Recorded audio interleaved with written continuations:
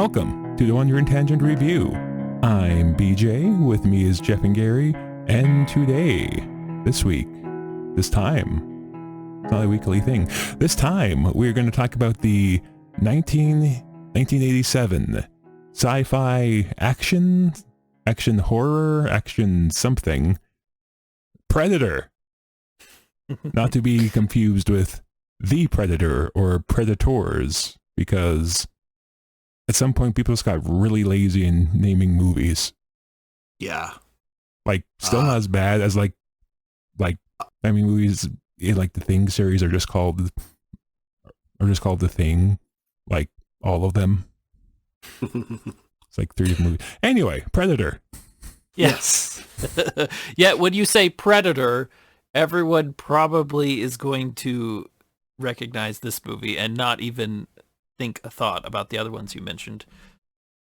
This one's very iconic, very classic. There's a lot of people out there that are big fans, but this is the original Predator movie that spawned sequels and video games and sequels that featured other monsters and on and on and on and on and on. And it all started with a simple script and a simple story and simple villains. And I would give this movie a 4 because it is good. It is so simple, yet it has complexity. There's scary things in it. It builds over time. It surprises you.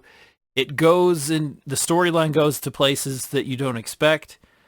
And despite its simplicity, it's just fun to watch. It's scary and very, very gory, and altogether a great movie.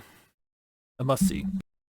Well, a must see as long as you're okay with a little bit of the red stuff once in a while. A little bit of the red stuff once in a while. Okay, so Jeff gives it a 4. Trying to update our little score tracker thing. It's not cool. I'll fight with that thing later. Okay. I'm gonna be a little less enthusiastic about it, I think. I'm gonna give it a 1.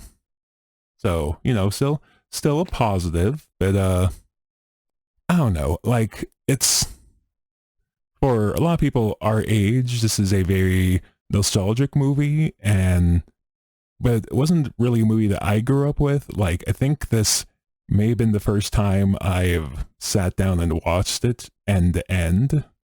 So, I don't know. I apparently didn't think it was quite as deep as Jeff did. I like, the concept is cool, and I understand why the concept of Predator has been sort of has more or less endured all these years. It is quite an old movie, which is still seeing sequels and spin-offs and all that sort of stuff, some odd, almost more than 30 years later. But I don't know, it was all right. I don't know if I just was not in the mood for well, okay, so like the first half-hour movie is pretty generic 80s action, which makes sense because I get what they're going for. They're trying to establish these guys as this super elite team, and so it's all the more intimidating that they're the ones being hunted. But I didn't regret watching it, but I am not prepared to call it a all-time classic like many people do, like Jeff did. It's entertaining enough. Like I said, I don't know if I was just in the wrong mood, but like none of the characters like really grew on me. The only character I was thinking about this morning. I had to go to work kind of early this morning. I was thinking about the characters. I had to stop and think about I had to stop and think for like a minute or two to remember any character names outside of Arnold Schwarzenegger's character. I'm like, oh yeah, they had the What was the name of his character? Do you know the name of his character? Dutch. There you go. You do. Yes, you do definitely know one. Yes. And I'm like, okay, and then there was the guy whose personality trait was telling crude jokes. There's the guy whose personality trait was chewing tobacco. There was Mac and Billy, and the other guy, and Apollo Creed. So, and Apollo Creed, and the Apollo character Creed. Apollo Creed. Yes, the character Apollo Creed. He came a long way after he lost to Rocky, I guess. Anyway, so he had a career in the CIA. It's okay, I guess. Like I said, I know this is going to be an unpopular opinion. Predator is a much beloved movie, so maybe that's why I didn't love it. Just got overhyped in my brain, and I had not seen any part of this movie for quite some time. And like I said, I think this might be the first time I watched it end to end. So I don't know. It's not bad, but I would not call it an all-time great. So I'm giving a positive score, giving it a 1, but I didn't like love it. Gary. I'd have to settle in on a 3, because I'd like to say that I liked it more than I probably like it more than you do, BJ, but I don't know if I like it as much as Jeff does. So I'll settle on a 3. It's and here's the reason why. This is kind of like maybe the mood I was in at the time also, BJ, and Jeff too. So as I was watching it, I was finding it entertaining.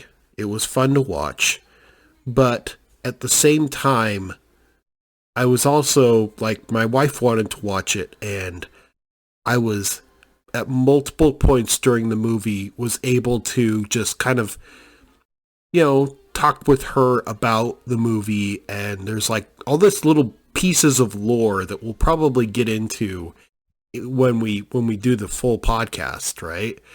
All these little pieces of lore about the filming of the movie, not just the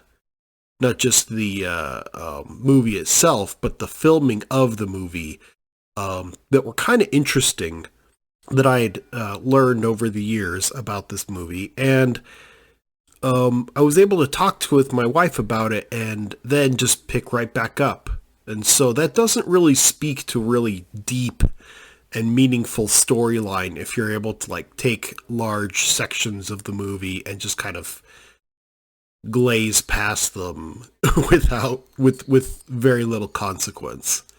I mean, that also might be the fact that I've seen this movie several times end to end, so I know which parts I can just kind of chat during, the large montage sequences and whatnot. But anyways, I'll give it a 3. So that's where I'll settle on it. Okay, so as I pretty much expected, I came in with the low ball score. So yeah, it's feeling there's going to be some stuff to talk about over on our long form discussion. If you want to come over and listen to us yammer on over there, I get the feeling Jeff's going to have some words to say to me. If you're not in that sort of thing, you can come back and join us in a couple of weeks when we review something else. Not quite sure what that's. Well, I mean, I know what it's going to be, but you, the audience at home, do not. Haha. Anyway, I'm BJ. With me was Jeff and Gary. See you next time, folks. And please get to the chopper. Get to the chopper. On time this time. BJ, you son of a bee. And then manliest handshake ever. Abazis, let my people go to the chopper. Anyway, see you next time, folks.